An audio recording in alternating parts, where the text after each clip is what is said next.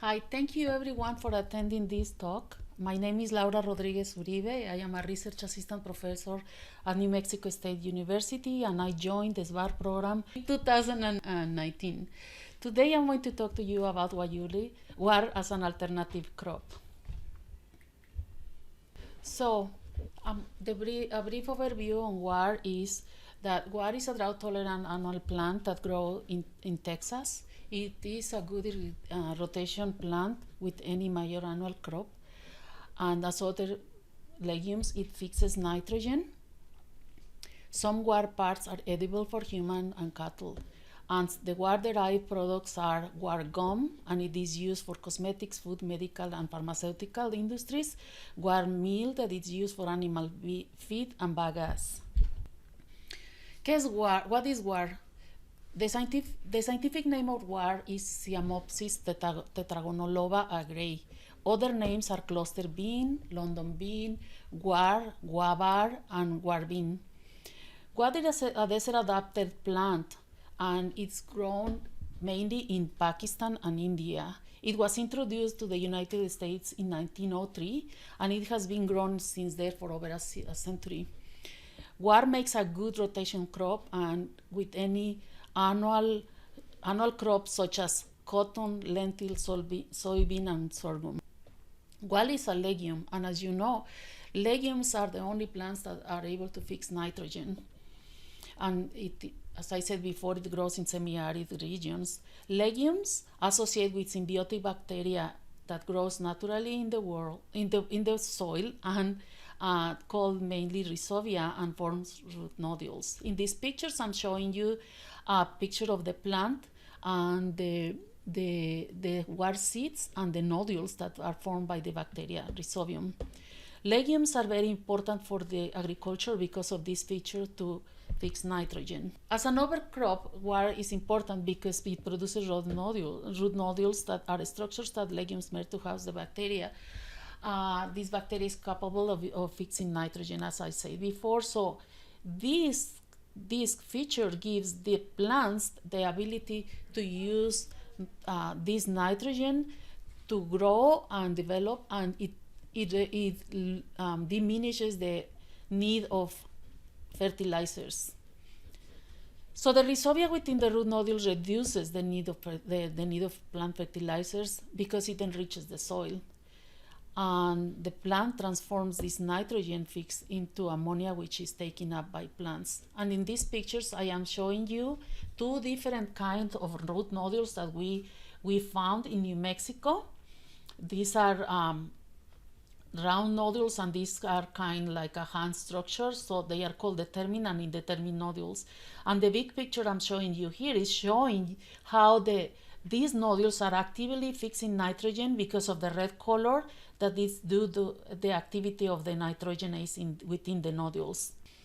Eating guar. So guar can be eaten as a young pods or as a curried guar. So as I mentioned before, guar can be eaten, this edible for humans and cattle. Young guar pods are consumed as vegetables, most often as a branch or bean curried vegetables. Guar has three main byproducts: guar gum, guar meal, and bagasse.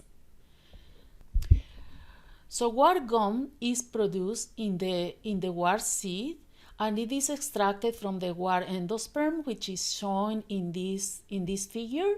So this translucent section of guar is the endosperm, and the guar gum is extracted from here. So guar gum is composed of galactomannan.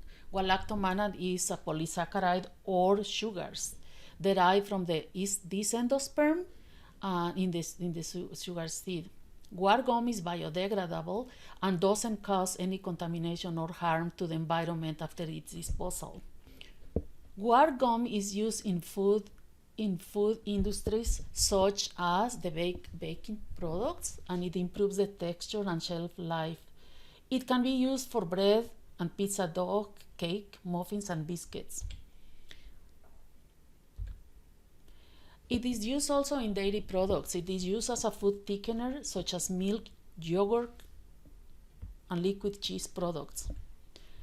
Guar gum is also used as a meat in meat products and it's used as a binder, preservative, and lubricant agent, and for example, in chicken sausages and chicken breast.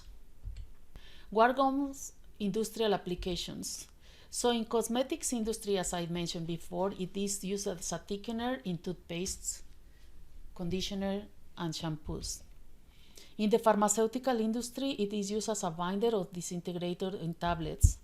In the medical industry, it is used to thicken liquids and foods for patients with trouble swallowing. And in the mining industry, it is a chemical flotation agent that gets absorbed into hydrated material surfaces. It is also used in the explosive industry as a waterproof agent mixed with ammonium nitrate, nitroglycerin, slurry explosives, and dynamite explosives. And it is also used in the gas industry as a binding agent for lubricants used in the extraction pipe. Guar meal is another byproduct of guar, and it is made from the husk and the germ of the guar seed.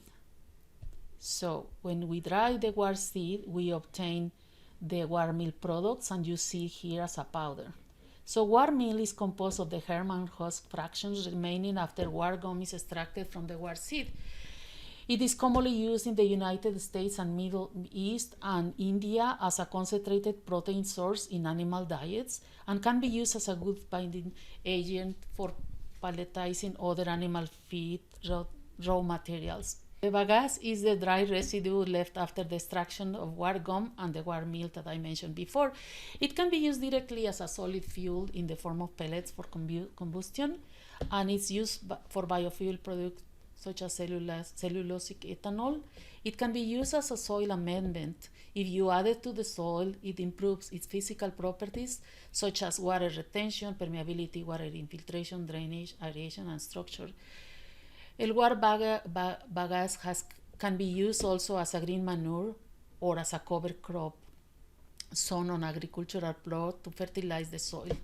In summary, guar is a desert plant adapted and introduced to the United States more than a century ago, and it's grown principally in Texas. Guar pods are edible by humans and cattle. Guar gum, guar meal, and bagasse are byproducts of guar, and these compounds are essential for different industries such as pharmaceutical, medical, and mining industries. Guar is a legume that, like other legumes, associates with nitrogen fixing rhizobium and produces nodules and fixes nitrogen. We have a few guar research projects at New Mexico State University and Arizona, and those include irrigation density and nutrient requirements studies, cultivar comparison, yields, sugar composition, carbohydrate profiling, nodulation studies, and we have identified nodule in different plants, 2 types of nodules, and we have rescued the bacteria, and we are now exploring these as potential fertilizers. Now the reference for this presentation are shown here, and then I want to acknowledge Alex Rostad for the extensive reviewing and editing of this presentation, and Nick for the reviewing of this and comments to this presentation. And again, my name is Laura Rodriguez-Uribe. I am a research assistant professor at New Mexico State University at the Department of Plant and Environmental Sciences.